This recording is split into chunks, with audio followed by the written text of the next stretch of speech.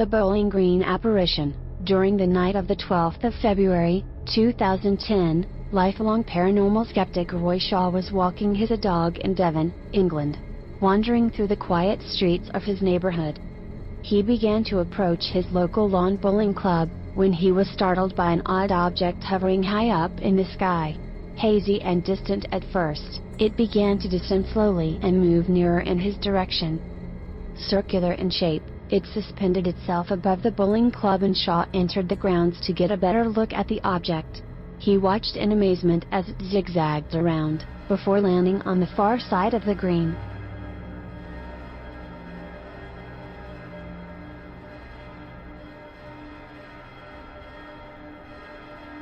The Silbury Hill case. During July 2009, an off-duty police sergeant was driving along the A4 motorway during the early hours of the morning. At around 5 a.m., whilst passing Silbury Hill, an area long renowned for its Druid precedent, UFO sightings and mystical attributes, he noticed three exceptionally tall men standing in a field examining a recently made crop circle. He noticed they had shining blonde hair and were dressed in white coveralls with their hoods down, which reminded him of forensic detectives. Intrigued by such a bizarre spectacle, the sergeant parked his car and approached the men. From a distance of 400 yards he shouted at them, but his attempts fell on deaf ears and he was ignored. Upon entering the field, however, the three men became aware of his presence, and simultaneously turned toward him before making off at a miraculous speed heading southward away from the hill. He followed them for a few seconds, but realized he was no match for their pace and watched in awe as they strode off in superhuman strides. After glancing away for a second, the sergeant looked back in the men's direction to see they had completely vanished. They ran faster than any man I have ever seen. I'm no slouch, but they were moving so fast. I looked away for a second and when I looked back they were gone, he told Andrew Russell, the UFO investigator. He has chosen to communicate through in favor of remaining anonymous. Walking back to his car, he felt something akin to a static electricity echoing throughout the field. The crops began to ripple and sway in time with a crackle that was pulsing all around him, and he developed a massive headache. I then got scared. The noise was still around, but I got an uneasy feeling and headed for the car. For the rest of the day I had a pounding headache I couldn't shift. He contacted his colleagues at Wiltshire Police and they released this statement. The police officer was apparently off duty when this happened, so we have no comment to make, because it is personal, not a police matter. On the night following the sighting, residents of the area reported seeing an unmarked helicopter hovering for 3 hours over the field where the encounter took place, a sequence that has followed UFO and crop circle reports in the area with increasing frequency. The sergeant continues to remain anonymous.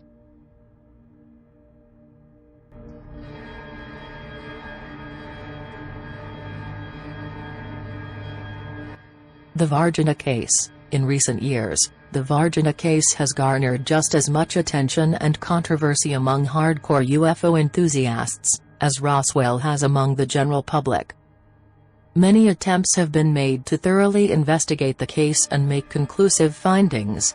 The 2002 book UFOs over Brazil by American UFO expert Dr. Roger Lehr is the closest so far, and his interviews with military officials, hospital surgeons and a wide array of civilian witnesses will form the basis of this account. The NORAD, North American Aerospace Defense Command, tracked an uncorrelated, unidentified object soaring above the Western Hemisphere on the 13th of January, 1996. It entered Brazilian airspace and the SENDAPTA, acronym translates as the Integrated Air Traffic Control and Air Defense Center, were contacted, who in turn alerted the Brazilian Army Command at Dracoricos, giving the instruction that all wings of the Brazilian military were to be put on high alert. The Western France case. Georges Gauthier was a well-respected local man in the town of Neuter, in western France. A veteran of World War II, he fought with the French resistance in Luxembourg against the Nazis. On the 30th of September, 1954, He was in charge of an 8-man crew working on a construction site. Whilst working, he felt a peculiar drowsiness come over him. He felt compelled to walk, although he did not know where or why. As if some unknown force was guiding him. When he stopped, he was in sight of an unknown being some 30 feet away on a hill.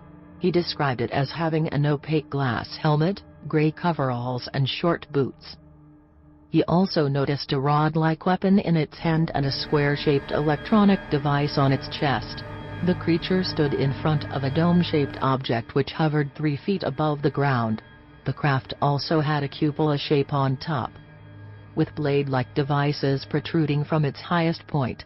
In total awe of what he was looking at, Gate stood in a paralyzed silence.